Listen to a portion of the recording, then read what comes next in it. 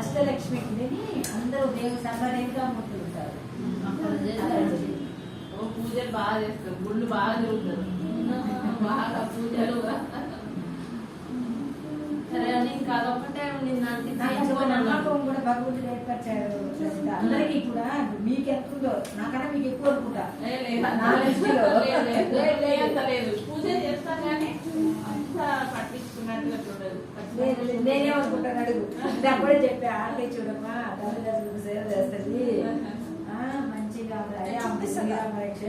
ఎప్పుడైనమ్మా ఎన్ని పూజలు చేసినా ఇంట్లో కుటుంబాన్ని సరిగ్గా అల్లరి పిల్ల అమ్మాయి భగవంతుడు అనే మనిషి ఇంకొక అమ్మాయి